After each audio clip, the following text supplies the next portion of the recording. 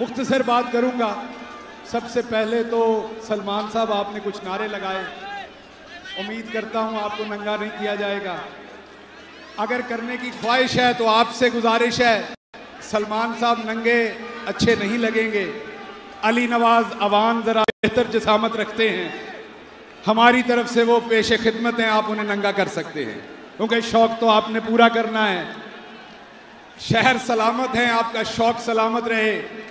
दूसरा पूछना था, आपने बयान दिया कि अब आपने सियासत से किनारा कशी कर ली है, तो हजूर मैं और आजम सवाती साहब शलवार पहन लें या भी नीचे ही रखनी है?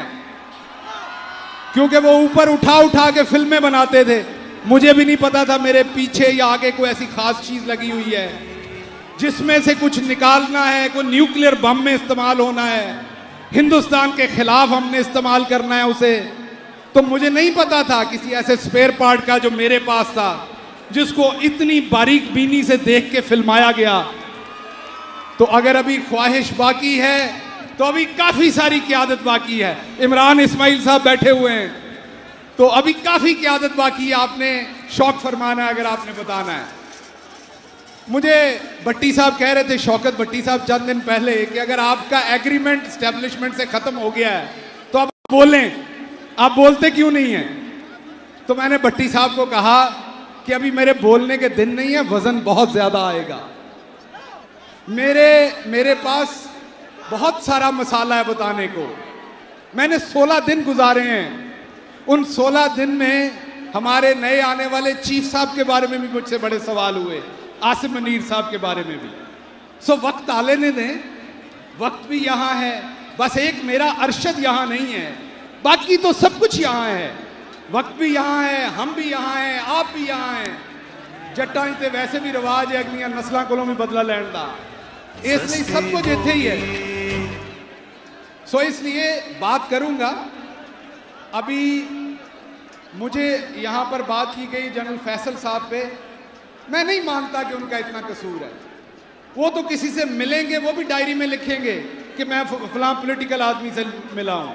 ये कैसे मुमकिन है कि बाजवा साहब के अहकामात के बगैर वो मुझे और आजम सवाती को नंगा करें?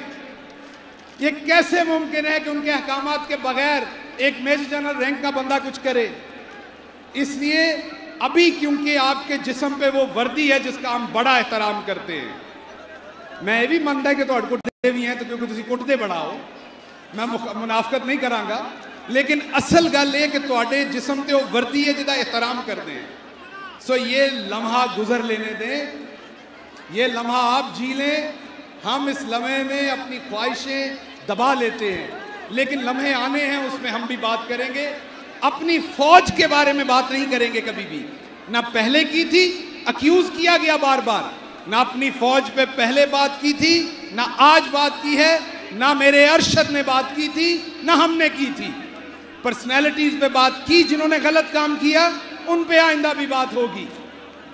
आखिर पे क्योंकि वक्त कम है, मैं सिर्फ आखिरी बात आपको बताना चाहता हूं।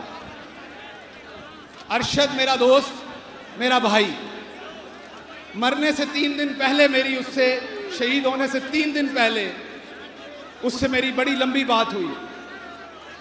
उस बात में वो इंतजार कर रहे थे, उन्हें बड़ी उम्मीद थी जनरल आसिम मुनीर से।